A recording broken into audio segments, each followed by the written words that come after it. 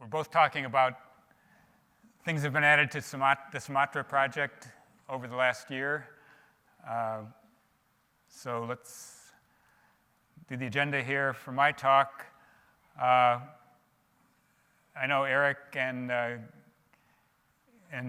Vasant and Gary Frost told you about Sumatra and HSA last year, but we'll just briefly, for those who weren't there last year, we'll briefly review that.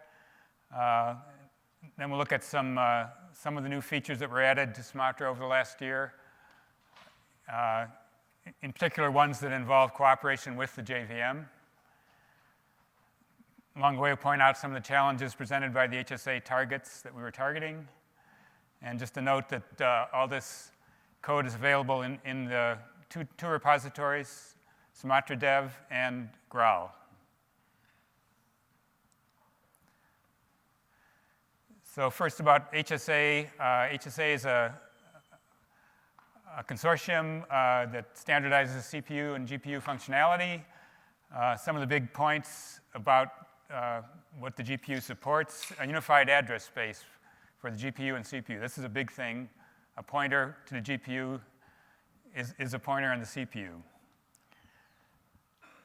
GPU can also access pageable system memory using CPU pointers, and it's fully cache coherent. So this makes some of the code generation a lot more powerful, the things we can do from the kernel. There's a virtual ISA for parallel programs called HSAIL. We'll take a brief look at that on the next page. And then this virtual ISA is finalized to the final GPU ISA for that particular GPU device at runtime. So here's a very small fragment of HSAIL. So the kernel itself will be dispatched across a range of work items. You can sort of think of it as a whole bunch of threads, each running the same function. One of the instructions in HSAIL allows you to get your work item ID, and you can make decisions based on that or use it as an array index, whatever. So here's some code that would maybe be from a C sort of language. We're not doing array bounds checking or any pointer checking, but if you were translating a C-type language for squaring a float input array and putting it in the output array, you can see that we're loading two arguments, an out and in pointer. These pointers are just pointers that would be used on the CPU itself too. And then doing some pointer math to get to the actual element of the array that we're loading, then do the multiply and a little pointer math to figure out where we should write it in the output, and then writing it out and returning. So that is a whole kernel example there. So the Sumatra project goal was to be able to take stream API calls, and if they met proper conditions, to actually offload those to the GPU.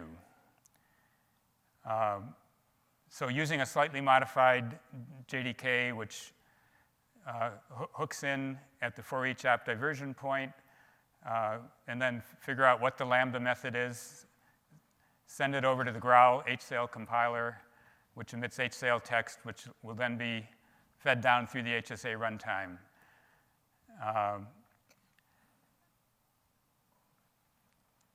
What might be different this year from last year, I believe last year we were doing everything through JNI. Following on some work that was done by the PTX guys as part of Sumatra, we moved our code into the JVM itself. And this also enabled us to do other things with the JVM. So at a minimum, though, you have to pass the arguments down to the HSA runtime to run the actual kernel, and then handle any post-kernel execution and processing. In our little chart here, besides just the HSAIL code coming out of growl, you can see there's this other item called deopt metadata, which is used by the runtime then. Okay, so I said we're going to talk about three additions. I'll start with deoptimization. It sort of forms the basis for the other two. So we should understand this first. So yeah, the motivation for deoptimization on the GPU is pretty similar to the motivations you have on the CPU. You have to handle cases where you jittered the code with some compile time assumptions, and now those assumptions are no longer valid. So maybe the class hierarchy has changed. It's a way for us to throw exceptions back to the CPU. So if we see a null pointer while we're processing the kernel code, we can do the right thing. And then also be able to handle cases where we get to a point on the GPU where we need the CPU to take some action before we can proceed. One way to handle that, so an example of that could be we're allocating objects on the heap and we've run out of heap space. We could handle that just by deoptimizing and letting the interpreter finish up. So the basic idea is that if the kernel cannot complete on the GPU, we revert to the interpreter on the CPU, which can handle anything. And as with deoptimization on the CPU, ideally you'd want to keep track of the reasons for the deoptimization and maybe decide whether the kernel should be recompiled, new HSAIL code taking into account the new class hierarchy or whatever. And it could be that maybe it shouldn't even be offloaded in the future if we're going to deoptimize every time we call it. So far, this logic for deciding to recompile or stop offloading is not implemented yet, but that's a possibility. So some features of HSA itself that made the problem a little more interesting. There's no stack, so we're going to save the registers to global memory. Registers themselves do not live across function calls, so the inlining the register saving must be inlined into each function.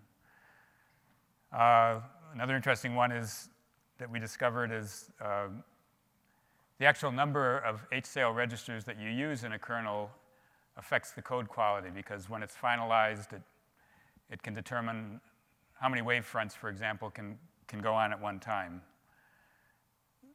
So even if those registers are only used on a so-called cold path, but it's going to affect the final code quality.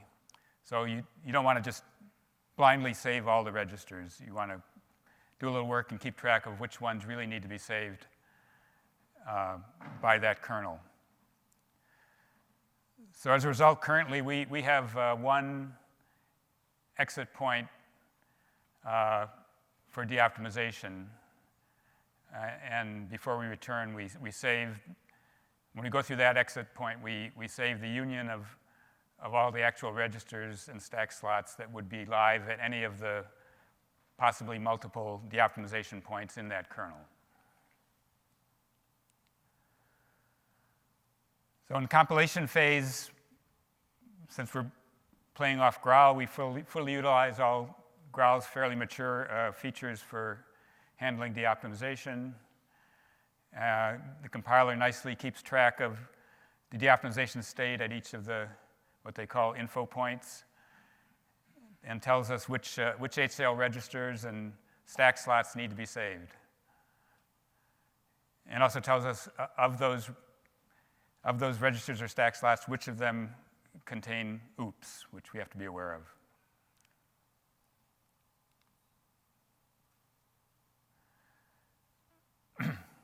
So then at execution time, the kernel is dispatched as normal, and nothing happens until all the work items have returned. But the change here is that a work item might not have really finished. It might have just set a flag indicating that it's deoptimizing and then returned early. I mean, hopefully, ideally, all the work items would just finish without deoptimizing, but in case we needed to handle deoptimizing, we would see that at least one work item had set this flag. So all the other work items just finished as they normally would. Each of the deoptimizing work items would have to save its HSAIL state, enough of it so that the interpreter can finish execution of that work item. There can be a very large number of work items. So obviously each one can have a different state. And because of divergence in the kernel code, they can be different deoptimization points for each work item. So like this example here, if we took the if branch, we could get a null pointer exception or an array out of bounds. And the else branch, we're doing an allocation. We could get a deop from being out of memory. So yeah, part of the state that's saved is the indication of what the deoptimization info point was.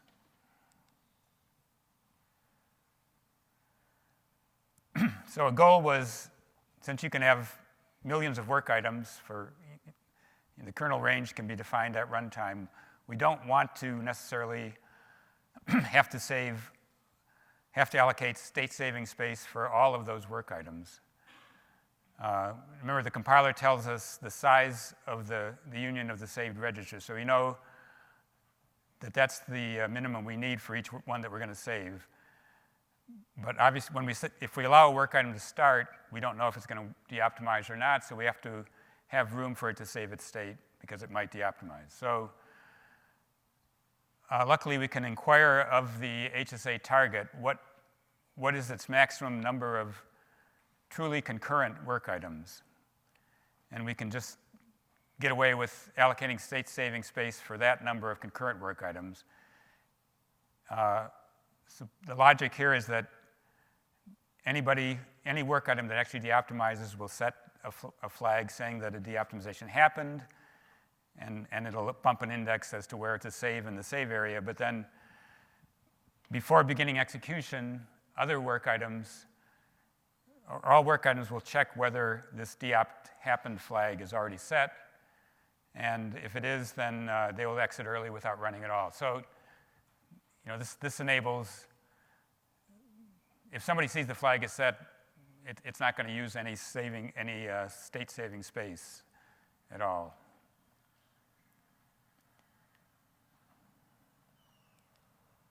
So here's a real small example, but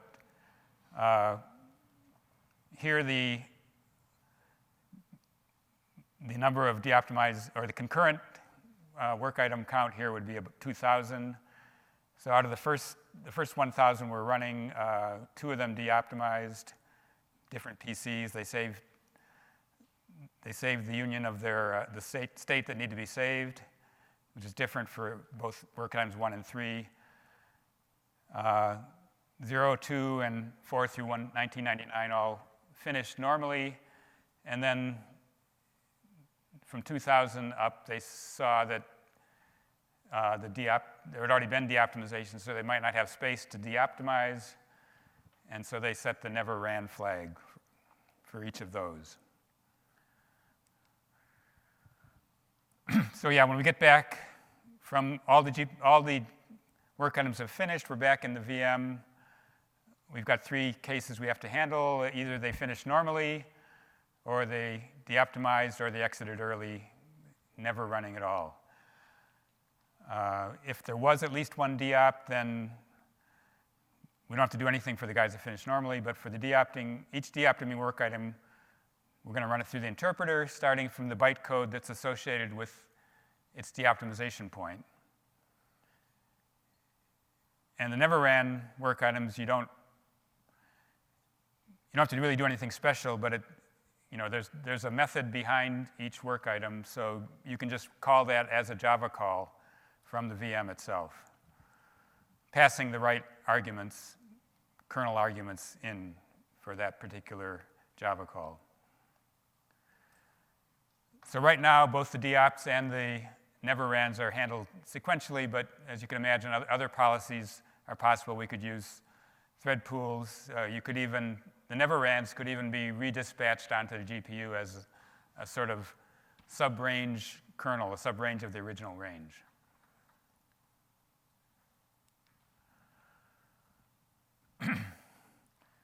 So for the work items that are de-optimizing, we have to run in the interpreter from the de-op bytecode, and you have to have the state in the interpreter for the locals and the bytecode stack and whatever. So really you want to have like a CPU stack with the frames that the interpreter can handle. This can get into some sort of heavy code in Hotspot itself. And Gilles of the Graal team came up with a clever idea that what he did was compile what we're calling some de-optimization trampoline code, which is just using the Graal compiler to produce host-side code. The host-side code is fairly simple. It just looks for each possible de-optimization point in that HSAIL kernel. It'll kind of go through like a switch statement, and it'll say, okay, for this point, it knows which HSAIL registers need to be saved. You know, we're live at that de-optimization point, so it'll move each one of those into a host local, or into a compiler local, and then de-optimize immediately. So now this trampoline code has now basically produced a CPU frame state that can just be handled by the interpreter. So this is the trampoline code. This is what gets called when we're processing each de-optimizing work item.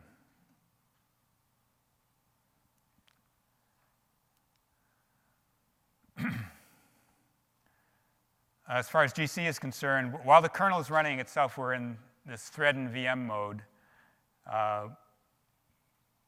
GC itself cannot happen there, but once we come out and we're post-processing and handling these de-optimizing work items, we're transitioning back to Java mode. So we can get GCs at any one of those de-optimizing work items. In the save area itself, some of those saved registers contain object pointers. So what we do is, as part of the GC oops do workflow, we know which ones contain object pointers, and basically those are fixed up by the normal oops do workflow, regardless of what particular GC strategy you're using. Okay, so now we'll look at allocation from the GPU itself, which is another new feature. Again, the motivation, we want to be able to offload Lambda expressions that actually use object allocation. The important thing is the HSA device has this coherent view of system memory, not only the Java heap, but also the data structures that control the heap itself.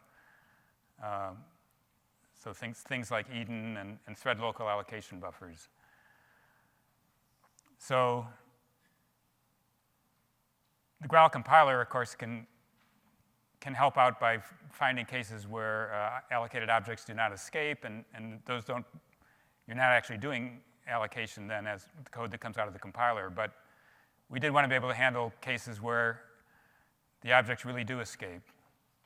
So that's what we'll look at in this section here.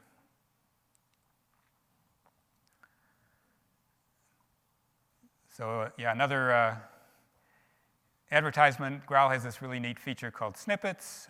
We use that pretty heavily in implementing these HSAIL-specific allocation paths. So basically, in the lowering phase, a node can be replaced by the graph of the snippet itself, which is written in Java. And this is already used by Graal itself, or for the host-side code in Graal for lots of different cases, including host-side object allocation. So for HSAIL object allocation, we just made our own modified versions of the standard object allocation snippets, and this allowed us to write all that logic in Java itself for the fast path and the slow path of allocation.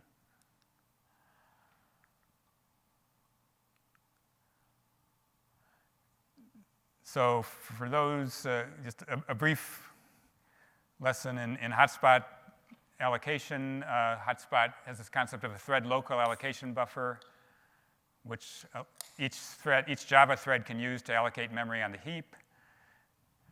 And a TLab itself has important fields at the start of the TLab, the end, and then the top, which is the current place where we're allocating from, which is bumped with each allocation.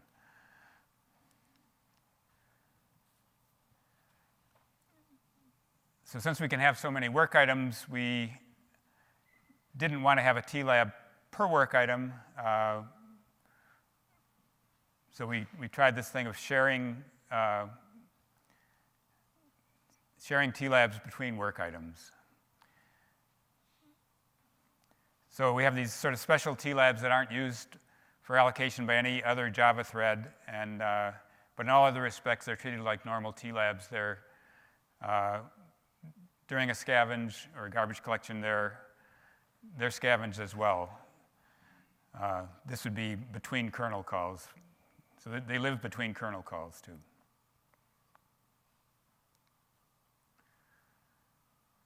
So on top would be the normal CPU-type single-owner TLab fast path. Basically, if you're allocating trying to get a new section of size, then you would check to see if there's enough size left. So top plus size is still less than end. Take the old top, add size to the top, and then return the old top. For our multiple owner TLabs, we had to use atomics, which HSAIL nicely supports. So we're doing a git and add on the top. That gives us the old top. If that old top plus size really was less than n, then that's the fast path, and we can just return it. Otherwise, we've overflowed. So if we were the first overflower, that would mean that the new top is now greater than n, but the old top was less than n. We can tell if we're the first overflower, and then we kind of keep track of this last good old top, and we'll fix that up later when we're done with the kernel.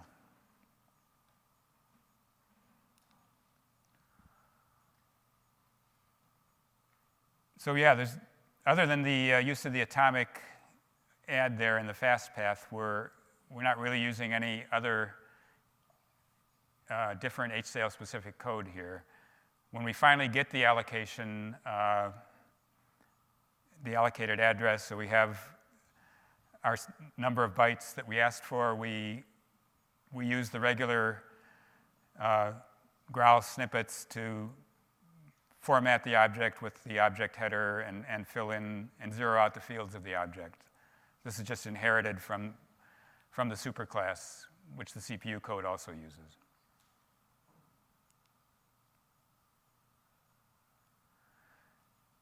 So that was a fast path. On the slow path, we have to decide what to do when the TLab overflows. So we've reached the end of the TLab. Some choices were, okay, you could just give up, de-optimize immediately, but you'd like not to de-optimize if you don't have to. Maybe we could just do an Eden allocate. So the TLabs themselves are allocated out of Eden using a compare and swap instruction. We have compare and swap instructions on HSAIL itself, so we could do that. It turned out there was, when you have an overflow, there's going to usually be lots of work items that overflow all at the same time. So the CAS contention was pretty significant there, and there was a lot of slowdown. So the third thing we tried was, okay, let's have one of the work items go out and allocate a new TLab, and the other work items that we're using that particular TLab can just wait around while that TLab is allocated, and then they can continue allocating from the new TLab. So that's what we're using for the current default.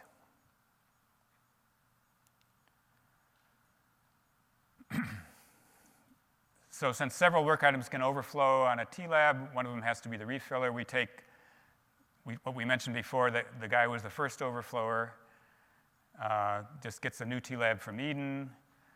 The other work items wait, and if the refiller cannot get a new TLab, it sets a flag that the spinning work items will know that, okay, we're not going to get a new TLab, they will actually de-optimize, which means a GC is going to have to happen here. During de-optimization, the GC will actually happen and hopefully free up some space.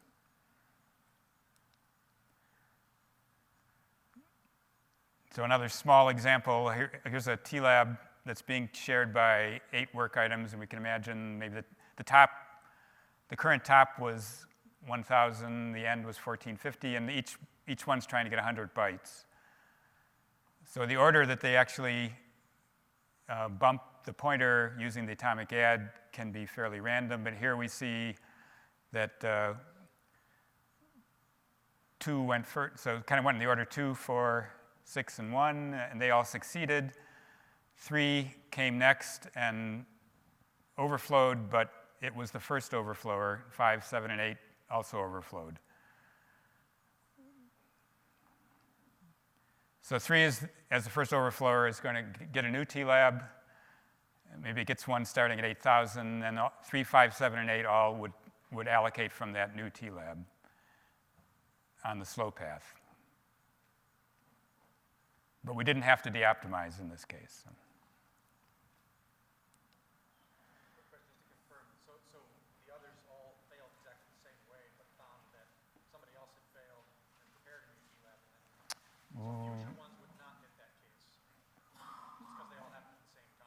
Right, they all happened at the same time, but yeah, even those work items could go back and have some more allocation later in the kernel, and they could just go through the fast path then, but yeah. So we also made use of the de-optimization feature in safe points. So again, the motivation is that while the kernel is running, as I mentioned before, we're in this thread and VM mode, and GCs are not going to happen there. Yet other Java threads on the CPU will want to safe point. They'll be blocked unless we do something in the GPU kernel thread. And kernels can be long-running for a couple of reasons. Either they can have a large grid size, so millions of work items themselves, or each individual work item kernel can be long-running itself, or both. So Growl already supported compiler safe points, which they use on the CPU side.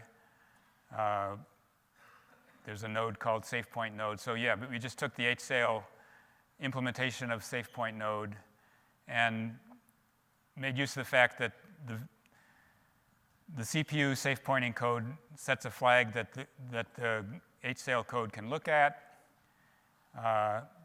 So checks of this flag can be inserted at backends.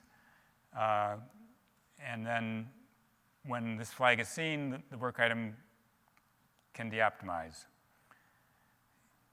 And then post-kernel, when we're handling de-optimization, again, the real safe point action will take place, and the GC or other activity can proceed. And this safe point flag can also be checked at entry to work items. In those cases, you'd produce a never ran.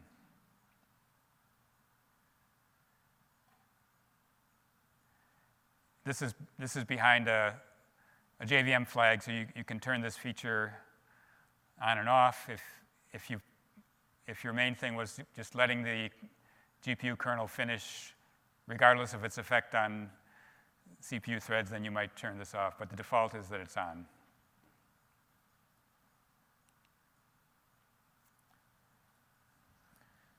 Okay, so I think I've mentioned along the way here that some of the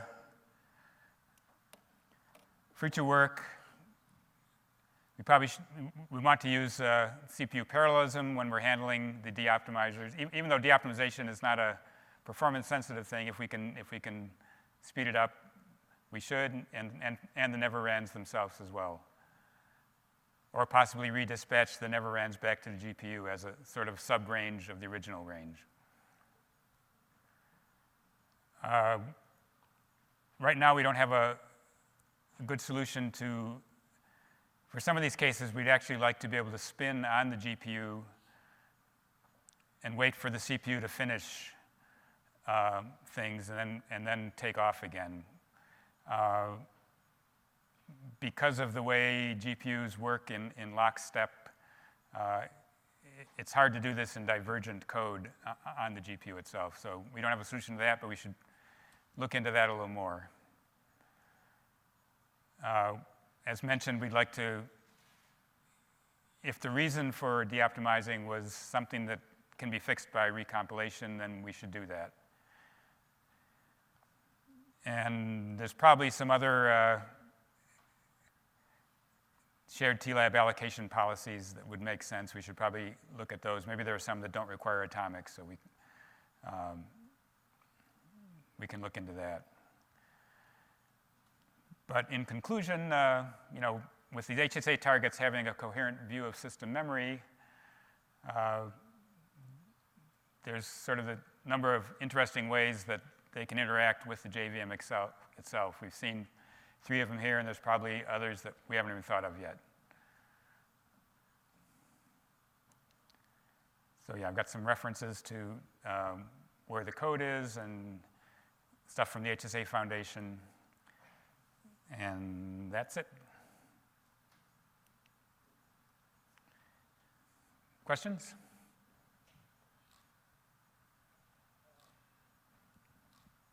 You want a microphone? Or? There's a microphone for questions. Did we have any? Some at this table. Yeah. I'll take it. Okay, so this on. Do you have? Are you able to quantify how much the atomics and the TLabs are actually costing performance-wise? Yeah, I was going to mention, in performance, it depends on the kernel you're running, of course, but one thing I did was, someone probably mentioned this a year ago, but one of the favorite GPU kernels to run is this thing called n-body, where you have space bodies interacting with each other gravity-wise. So you have to do an n-squared kind of calculation.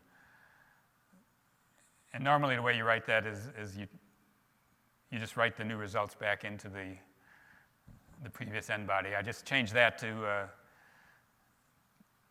make the n-body sort of immutable and then allocate a new n-body each time you calculate the results. And the numbers didn't change at all there. Now, in some sense there, the amount of calculation is kind of outweighing the cost of the allocation. But they didn't change on the CPU, and they didn't change on the GPU either. But yeah, it seems like for atomic add itself, it's pretty good performance.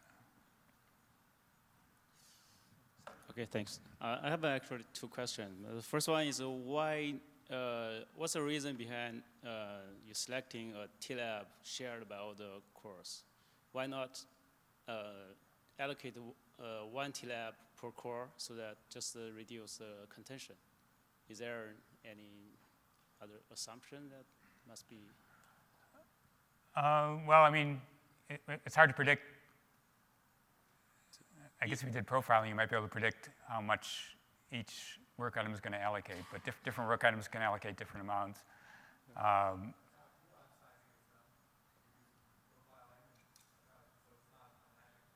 Right. That's probably something we should look into more. Originally, we didn't want to. We wanted to use TLabs from threads themselves and just use the regular thread TLabs. So we kind of played off of that. But yeah, I think that's something that should be explored.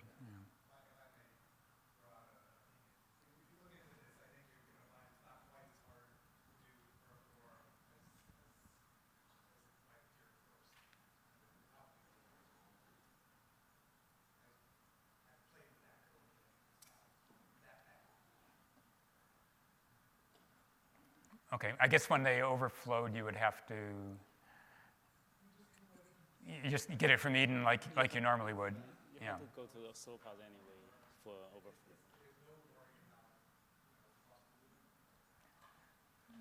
Right. But you might have the case where lots of, like I was talking about there, you might have lots of work items overflowing at the same time, and there'd be this contention now to get things from Eden itself. But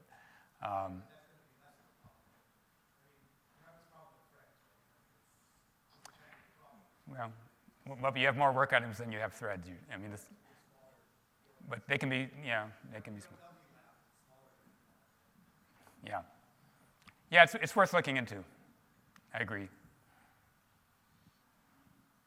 Okay, so thanks. So if no other question, I would like to ask the second one. I noticed that if some work items as the entry point, you see the cPoint request, then you just mark it never run and return. Mm-hmm. I think I missed something. So why not just wait for the cPoint and then just resume it? Is it hard to do, or is there some other constraints? Why not wait for what? Why not wait for the cPoint to be finished, then you continue your work, because you are at the entry point of your work item. So you don't have, you are not in the middle of anything. So why is that hard to do, to wait? Or why you have to abort completely other than? Just because you don't know if you're going to have to, if you have to de-optimize, you need space to save your state. I mean, if you start it and you find that you have to de-optimize and you don't have space, you're kind of stuck then, right? I mean, now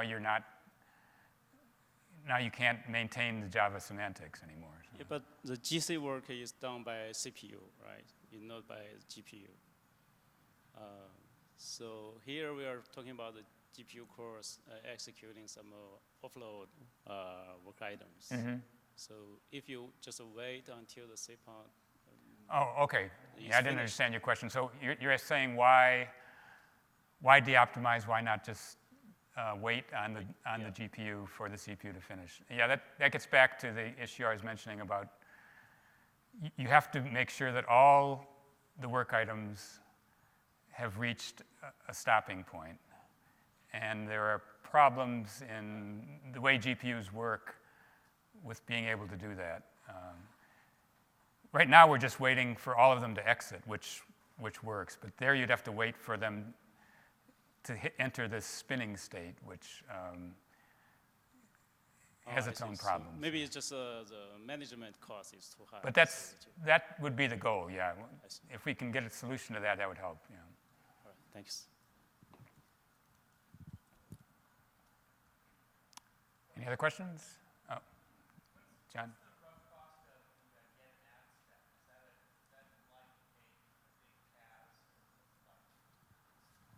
Thank you. Sorry. What's the rough cause of the rough cost of the get and add step?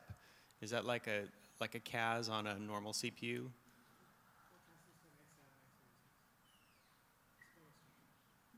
Right, but in the GPU. I don't know the answer to that. Yeah. Yeah. But it's not horribly expensive apparently. But It doesn't seem to be, you know. oh, all right. I don't know. Vinesh, do you know? Or? Okay.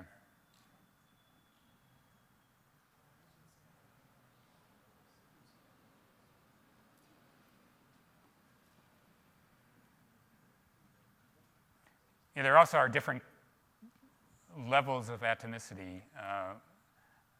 It can be atomic within the device itself or atomic within the platform itself. And so here we're not doing it now, but we really should just be atomic within the device itself.